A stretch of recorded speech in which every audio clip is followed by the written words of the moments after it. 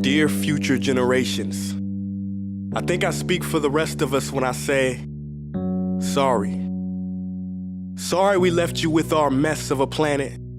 Sorry that we were too caught up in our own doings to do something. Sorry we listened to people who made excuses to do nothing.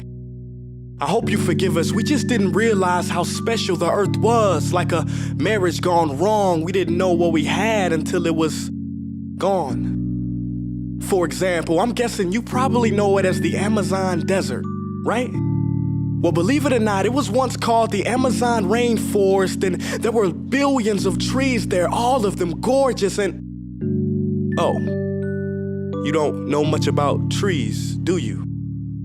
Well, let me tell you, trees are amazing. I mean, we literally breathe the air they are creating. They clean up our pollution, our carbon. They store and purify water, give us medicine that cures our diseases, food that feeds us, which is why I'm so sorry to tell you that we burn them down. Cut them down with brutal machines, horrific, at a rate of 40 football fields every minute. That's 50% of all the trees in the world gone in the last 100 years. Why?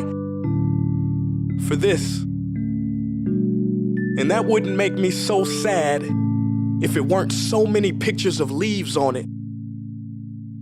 You know, when I was a child, I read how the Native Americans had such consideration for the planet that they felt responsible for how they left the land for the next 7 generations. Which brings me great sorrow, because most of us today don't even care about tomorrow.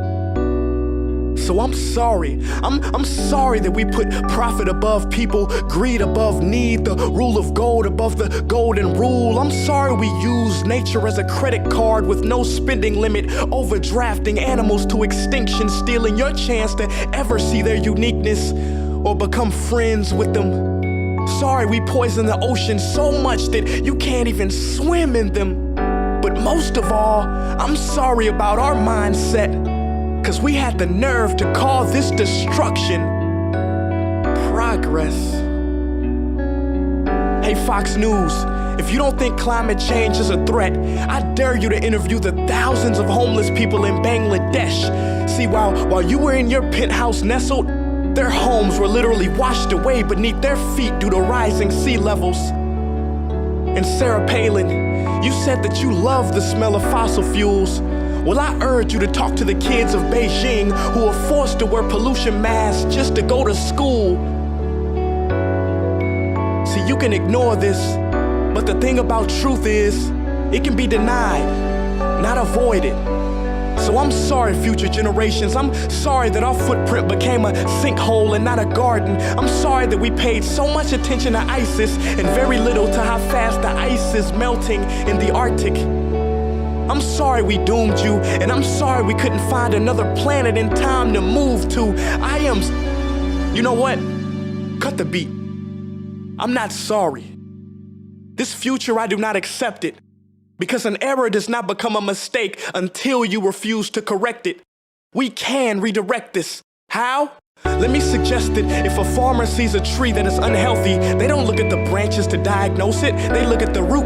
So like that farmer, we must look at the root and not to the branches of government, not to the politicians run by corporations. We are the root, we are the foundation. This generation, it is up to us to take care of this planet. It is our only home. We must globally warm our hearts and change the climate of our souls and realize that we are not apart from nature, we are a part of nature. And to betray nature is to betray us. To save nature is to save us. Because whatever you're fighting for, racism or poverty, feminism, gay rights, or any type of equality, it won't matter in the least.